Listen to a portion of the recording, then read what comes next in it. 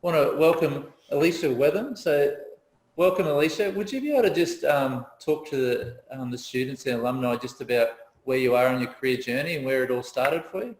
Sure.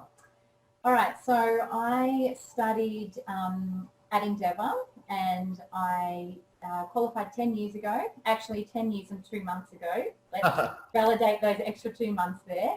I studied part-time, so it actually took me, so I'm sure you all know how in-depth the course is. So it took me around 7 or 8 years, I think, all up. So I studied mostly part-time. There were, to be honest, a couple of subjects I did twice, and I have learned something about myself through that is I'm not an online studier. So there was some that I bought online twice and then did on campus. So it took me a while. And then I qualified, I went into my own practice. I started off quite slowly. I still had a couple of part-time jobs as I was, getting the practice up and moving and things like that. One of my part-time jobs, I then went into working at a health food shop, so an organic health food shop that had like a little naturopathic dispensary there as well. So I did that for a while, and then I bit the bullet and went full-time in my own clinic and haven't looked back. So I'm based in Melbourne. My clinic was out in Yarra Glen, which is out in the Yarra Valley, like a country town there. So I had that there for 8 years, and then I've just recently moved it in the past 12 months to Croydon South. So a little more inner city, but still out. Yeah, and so I'm there. I've shared clinics with chiropractors, things like that. So I was subletting rooms from them. I now sublet a room, and it's sort of like I've created that space as my own clinic. And yeah, that's what I'm doing. So mostly one-on-one consultations. Excellent, thanks, Aliesha. And I think finding it sometimes a bit hard to hear. So could you just sure. Yep, project? Thanks for giving us that rundown. For the first, because I'm going to have my careers hat on, I'll pass it over to some students in a moment. But where you are now in your career, when you were studying, has it gone in the direction that you thought it would? I think that the me of studying probably couldn't have even foreseen where I went. It's gone more in a direction of not directly the sort of framework that we are taught. I've sort of, as the years have gone on, and that's a beautiful big journey story in itself, but as the years have gone on, I've brought in more of like the emotional realm, the emotional healing. Yes. And the more I did my own self-development and growth, the more it went into intuitive healing with the traditional naturopathy on the side as well. Okay, yeah. Amazing. I've got a whole raft of questions here, and I know Sophie does as well, but we've got some questions firing in. So the way this works, we'll get questions covering different topics left, right and centre. So it's not going to be a good flow. I'll just hit them with you. Yeah. Is the volume okay? Yep, going well, thank you. Yeah. We're straight into the marketing side of things. How did you build a client base? Advertising or word of mouth? Definitely word of mouth. Definitely. So I would say 99%. So for those 8 years that I was in, I've almost done like my own research study really on client attraction. So we can talk about that. Yes. But so for the 8 years that I was in Yarra Glen, so that's like it's not a small country town, but let's just say small country town. I was there. I didn't engage myself in the local community really much at all, except that I had worked at the bakery there for 15 years prior to being a naturopath. And I never actually even had a sign out the front, but so I can categorically say it was all word of mouth. So there was no passing traffic, there was no sign. I didn't really do advertising much at all. So it worked really well having it be word of mouth, but it is slower to get started. Yeah. So that was in the initial stages. Now there's much more marketing on the social media side of things. But how I really got started was word of mouth, for sure. Great. Do you prefer working in a bigger clinic or on your own? I guess what are the pros and cons and what have you found? I think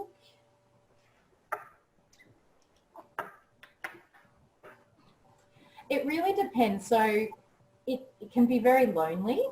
So when you are working by yourself, it can be actually quite lonely. So at least having, so when I was with the chiropractors, you know, you come out of a consultation and you have conversations with people. There's their receptionist there, you know, so it is a little bit more of an interactive space.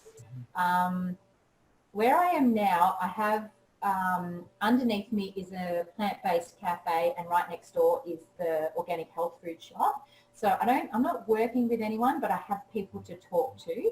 I think,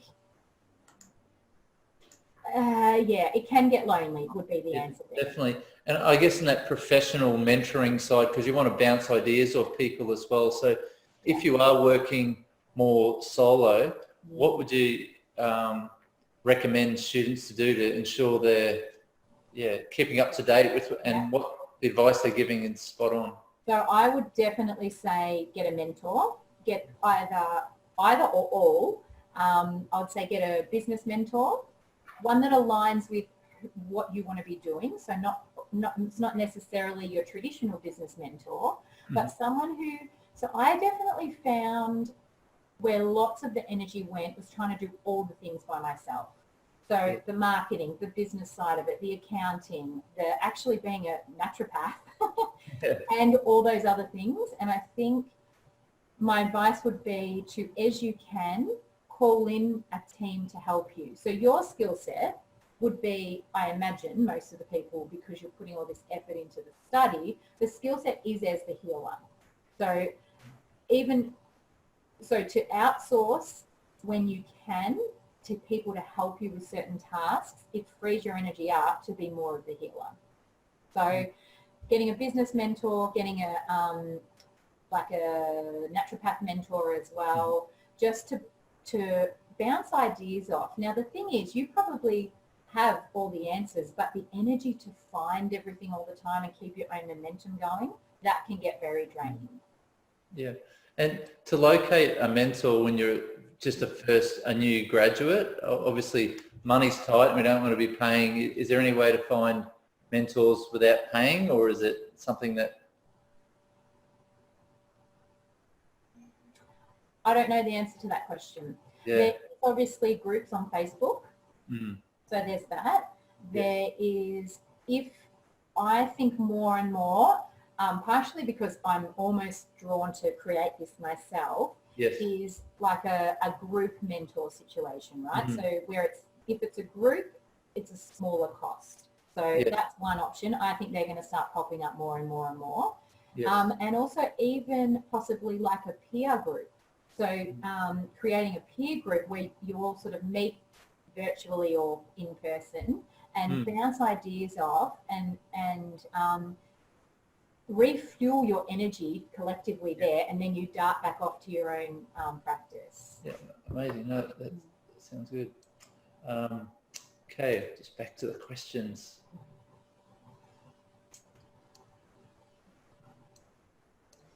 So when you... Sorry, is that you, Sophie? Yeah. I have a question for you. How many hours a week do you consult? I consult, so I am someone who has long consults. So my consults are an hour and a half, new and return. So that's a little bit of a different sort of framework than what some people do, because there's different styles of how you practice as well. So I would consult, not to say hours, but no more than 5 days a week on a busy week. But really, if my days are full, I would only do 4 days a week. Yep. Okay. Because it's intensive. It's quite energy intensive. Yeah. So when I was at my busiest, it was 4 full days a week. Okay. Yeah. Amazing. And is there anything that you do in particular to balance that work-life balance when you are really busy? Yes, lots. It's a continual. So now where I'm at, especially because of how I treat more in sort of like the emotional realm and the energetic realm, I don't have to do that much research for my cases now. So I don't have to do research prior, and I rarely have to do research like on a case after the client leaves. But where my time goes to prepare me for those consults is in my own self-management. So in my own energetic understanding, my own health, my own emotional well-being, so I have a whole team of people behind me that keep me, moderately balanced. So that's where my energy goes, and that's where my fueling myself to be a good practitioner and a good healer, that's where all that goes now. Great. Got a question. If you don't want to go into solo practice, how can you go into practice when most jobs require 2 years experience? Well, I suppose it depends on what the role is that you're looking for, because I definitely would not think, obviously those that framework and structure exists, but there is a lot of jobs that do not need 2 years experience. So there is, first of all, there's health food shops, which, they come with their own pros and cons as well, for sure. Yes. There is working under somebody else. There is, when you're studying, I think this can be set up. You can get maybe some foots in the door. 1 foot is probably enough, not foots. You can start maybe moving into the space while you're studying. So maybe look for like a receptionist job at a clinic. Look for a dispensary manager at a clinic. Those sorts of things. So you're getting your feet in the door. You get to know practitioners that are already in existence and already practicing, and the energy sort of just flows on from there.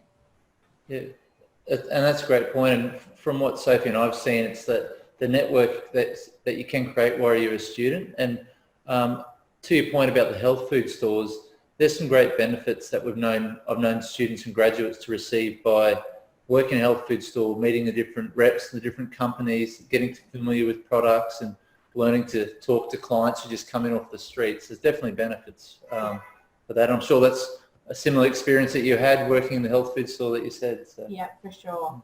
I think the thing with thinking about your career and your path and where you're going to go, I would say this is a big topic, but yes. I feel like one of the most important parts is to check in with what your heart desires. So we think of so much of this stuff with our brain. We okay, well, all right, well, I'll logically try and work out or plan my future. I'm going to plan a really good future. I'm going to have a good career path, all that sort of thing. But if something isn't happening for you, you're not aligned with your heart's desires. So that sounds airy-fairy and like a little bit wanky, but it's actually legitimate stuff. So if a door isn't opening for you, step back and look at why. And imagine yourself, all right, well, I'll try and imagine myself, how would I feel in that job? Does that feel good for me? Is that what I actually want, or is that what my mind came up with? Does that make sense? Yeah, no, absolutely. Yeah. That's probably that is ultimately the biggest advice that I would give any human, let alone anyone studying to be in the role of a healer and a practitioner, where you are dealing with other people and dealing with other people at some of the worst times of their life. Not always. Sometimes, they're feeling good and they want to up level, but sometimes you're dealing with people in the worst times of their life. So we need to be sure in ourselves. We need to do the exploration and our own healing and have our own people that keep us physically well and mentally well and emotionally well, to be able to hold space for the people that we're holding space for. Yeah, definitely. We're going back to when you mentioned the hour-and-a-half consult. How did you decide what to charge during that time? Do you look at what other competitors are doing, or do you know What's your self-worth, I guess? Yeah, so I, in all honesty, I still probably don't charge enough. Mm-hmm. Yeah, and that's because I probably now I'm stepping my way forward, like in chunks, but I'd left it too low for too long, and so now I'm trying to play a little bit of catch up based on, you know, my skill set and experience versus what I charge. But I didn't do enough financial belief work, and I worked from a little bit of a, oh, I'm not worthy, or, you know, all that sorts of stuff for too long. So how did I work out what to charge? I know from talking to other graduates at different times, they've been surprised by when they increase prices, a price, they have tended to attract more people. So all money is just a financial, it's just an energy exchange. So we don't want to like inflate too much and then not offer the value to quality, that. But you know what, that's going to pretty quickly fall down around you, right? Like, so check in, charge accordingly, charge what you're worth, and you will give that client, they choose, let's not forget, they choose to pay. No one's forcing them to come to your consult or your clinic or your service. So they're choosing to pay that because they believe it will be worth it. And when they're paying the money, they're invested in that. And so they're handing an energetic money over, and they want that healing to happen. And that's exactly right. Yeah, it's all value. Yes, definitely. Maddie, you've asked a question in regards to nutrition and naturopaths, different career paths. So Aliesha, you might be able to talk on that, but I just want to highlight to Maddie, the Career Service is conducting a webinar in a couple of weeks just to answer that question and really highlight the different career paths available for naturopaths and nutritionists. So that's the one that you should definitely tune in for. And we're doing top 10 tips to transition to employment successfully. So that's one for you to look out for. But is there any career paths, Aliesha, that you would like to explain or that you've had awareness of? I feel like moving forward, I think it's only like in the time especially since I started studying, and then even since I've qualified, it is so expansive now. It is. First of all, I don't have to explain what a naturopath is anymore. People just sort of at least have an idea, and that's quite revolutionary. Yes. So it's opening up, like, so the first thing that comes to my mind is sporting clubs. Like they're already doing it, obviously, but even now grassroots sporting clubs are going to start opening up opportunities for people, because it's total, like in sporting clubs, it's total person wellness that is coming in, that the awareness that that's what makes people perform on the sporting ground and on the day. So sporting clubs, and that would probably more so be, unless it's high level, an adjunct to your own clinic practice or whatever. Businesses, big businesses, I feel like that's going to really start opening up. You mean corporate wellness? Yeah, for sure. Yeah, because anywhere where someone's performance makes someone else money, they're going to invest in wellness. Mm-hmm. So that's sort of like, I think those areas and those realms are going to be we can offer a lot of value there. Yeah, and touching on that, we've got our next webinar and another webinar in a couple of weeks is about corporate wellness. So we've got a recent graduate from the Brisbane campus and a current student on our Sydney campus talking about their experience in corporate wellness. So again, anyone online who wants to attend that. The Sydney student, she's actually working in corporate wellness at KPMG at the moment while she's still studying. And another, the Brisbane graduate, Mary Lee, she's got her own corporate wellness business as well. So just some more information for everybody. Yeah. I've derailed my train of thought. I know we're going to talk about the book, but I had a couple of other questions here. I've got a quick little question for you. when starting a business, were there any hidden costs? Have you got any advice in terms of starting a business for new grads? Sure. So hidden costs, for me, not so much. Maybe that's, that all depends on what you already see, I suppose. I think my advice would be, based on my own experience, and I do see it elsewhere as well, is don't worry about your business name and don't worry about your logo. Get started anyway. So there can be, I think, look for the things that you are trying to trip yourself up on, because it feels a bit scary to go out there. So look, be mindful of those things and don't, like you've got a passion, let's get out there and help people with your passion. So, but hidden costs,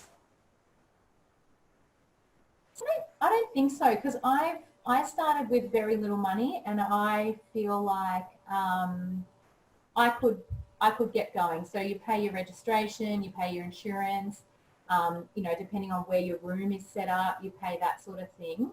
The dispensary is a big one. So this is what I say. So I have a few clients of mine who are, so I call my patients clients. I sort of transitioned into, I danced between the both for a while, but then I ended up, because of the style of treatment that I do, I ended up landing on clients as opposed to patients. And so I got a few clients who are recent naturopath graduates, and so I've been seeing them, throughout their whole study. And why was I saying that? I've lost it. What was I saying before that? In terms of dispensary. Oh yeah. So, and I've given this advice out. This was advice given to me, and I've passed it on, and it's going well for them. Is it's okay to say when a client comes to you and you do the first consult and you're just getting started, if you haven't had the financial means to buy a full dispensary, it's okay to say, all right, well, I'm going to do some work on your case, and I'll get you to come back next week and I'll present you with the findings. And in that time, you can order what you need for that client. So I just want to share that with people so that, like, people actually love that. And that's totally fine. Like, the people that come to you at the start are the ones that are supposed to be helped by you at whatever level you're at. So they're going to be, they feel a bit special. They're like, oh, they're going to go away and like think about me and work on my case and all of that sort of stuff. And then they get excited to come back and see you, and then you can be prepared and ready. So I just wanted to share that as well. Yeah, definitely. Sophie, we've just had a question pop up, which Aliesha, it's how long does it take after you finish to get results and transcripts and register for insurance? Sophie, have you got an opportunity to open up the that document, the planning for their future career? Because that's answered in there. Just unless you know. If you can, I'll just continue with the webinar. If you could open up that document and just see if you can answer that question for us. No problem. Yes. Great, thanks. Let's get to the book, Aliesha. Yes. We've hit half an hour. We've probably got about 10 minutes to go, everybody. So let's get the most out of Aliesha while she's here with us tonight. But excitingly, you're writing your own book at the moment. I am. You see all these lines under my eyes there because I'm writing a book. Yeah. So how did that come about, and what are you trying to achieve with that? Oh, very good question. So it came about because over the last few years, I've realised I've been saying a lot of the same stuff over and over and over in consults. Yes. And yes, it's about healing, but it's also about, like, I feel like sometimes we're not healing our best, or we're physically not our best because we're emotionally carrying a lot of baggage, or we're disconnected from parts of ourselves. No one's really teaching us a lot of stuff, actually. Yes. And it's especially with women. So I say that because my majority of my client base is women. I see men too, but yes. I see this mostly with the women. And so I've just thought to myself, if I am feeling myself repeat this over and over, which is fine, I'm like, I think this is like, a more broader collective situation that I could share this message to. So I'm like, okay, well, I might as well write it in a book. And because we've got a number of students and graduates who are interested in doing something similar to what you're doing, what's the process involved? Like, if you've got a topic, do you just have to approach a publisher, or do you actually just write? Well, I've started with a book coach. So I got a book coach, and she, I'm sure they work all differently, but my situation was we had 4 months together, and weekly we sort of worked out, she sort of aligned me. So she first of all checked in, is this a good time for me to write a book, because her sort of like catchphrase is it's not time for everyone to write a book. So she checked in with that. And then we worked out a rough outline of what to do. And how that then worked is I had accountability. So because I can write, English is easier for me. So I can type and, write that reasonably well. But accountability for me was the big one. So that was really useful. I definitely would recommend that to people, is have someone that you're accountable to. It doesn't matter if you don't. It just might mean do you want to just go through the process, or do you want this book to become an actuality? Yes. And it depends on how you're motivated and driven as well. I'm a last minute person, so having accountability meant if I knew I had that appointment with my book coach, I would have that chapter written 24 hours before every time. And so then now I'm halfway through the second draft. Okay. And I have to look what I'll do publishing wise. So there's lots of options there. Okay. And if someone's interested in going down the same path that you are, what advice would you give regarding the book side of things? Like, you've got the book coach, is it, but before they get to that step, they need to work out why you want to write the book and what you want to get from it. Because it's hard to make money from selling books. Okay. So I feel like work out what else, and a good book coach will actually go through this with you anyway. It's like, all right, well, what do you want to get out of this? So it's a really useful thing to have in your bio, like that you're an author. So if you want to do public speaking gigs, it boosts you right up there. So that's really useful. If you want to then call people in to do either to your clinic or to do group programs with you, it's sort of like a bit of a launch pad to other stuff. So I would think about, okay, great, you've got a message you want to share, but you could share that all sorts of ways. Why a book? So what's your pathway for writing a book? Apart from, how cool is it to be an author? That's right. Well, I was going to ask that question later on, but I was going to, may as well do it now while you're talking about it. Future career direction for yourself. So you've had your own clinic, you've worked in different clinics, now you're writing a book. Where do you see yourself in 5 years' time?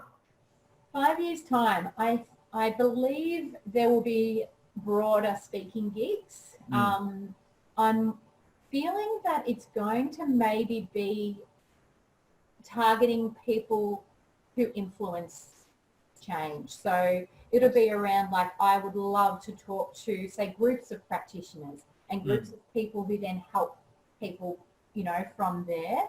I have a lot of passion for working with women to heal all of this wounding and this crap that we sort of carry. So that's a lot of the area that I do work in. And even in the birthing realm as well. I think we've got a long way to go there to call back in maybe the experience that people can have there. Yeah, fantastic. Because I've asked that question, we've got a boost of a few different questions coming in, so we'll go back to that. But yeah, again, to everybody, we're going to probably pull it up in about 5 minutes or so please fire any more questions in. For students, the question is, are there any tips that you give to students who are studying now and that would assist them with their employment options? Work out where your passion is. Work out who do you want to help? Like, who do you want to help, and what comes naturally to you? I think, of course, we always can, grow and push ourselves and all of that, but we do also have to trust what comes naturally to us. Mm-hmm. So I would, sure, there's all, the business things you can look at and all of that, but my biggest thing is like connect into what your passion is, and then explore from there. Yep. And go see naturopaths. Be in this world. Yes. That's something I did not do enough, and I think that took me a little longer to find my actual path, because I hadn't done all of that stuff while I was studying. And I guess it's important for yourself. Like, you studied part-time, and so you knew it took you time to get where you are, and we've got a good cohort of students doing the same thing. But for you, it's, I guess, looking at from when you graduated, yes, it took a lot of time, but to where you're traveling now, the journey seems very beneficial for you. So, I mean, for sure. Yeah. And this is the thing, right? So sure, it was a little slower, but now I'm 100% like on purpose. So it doesn't matter how long it takes, because, say if I did my study in 4 years, I was a different person. So then those extra 3 or 4 years, I was more on point with my focus and who I was just as a human. Because as a healer, we are not separate. The human that I am getting around in my everyday life, I'm not a different entity when I'm in the room with someone. I am still that entity. That's with right. a lot more boundaries up, but it still is me. So the more that you sort of like, you just trust your journey as well. Like, if it takes you 5 years or 7 years or 8 years, trust that is how it's supposed to be. Or if it takes you 4 years, awesome, good on you. Like, I literally tip my hat to you. Fantastic. I'll just check in with Sophie, because I think it's a great way essentially to finish up tonight. Now, Sophie, how are you travelling with that question? Yeah, so essentially you can register your eligibility to graduate through the student portal, and you can do that in your last semester of study. You'll then get the paperwork about 7 to 10 days once the results are out. Yes. And you take this to the professional association.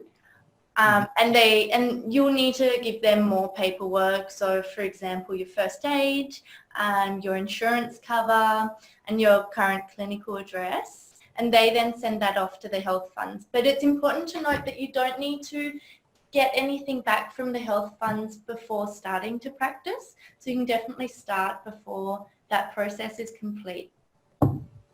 Fantastic.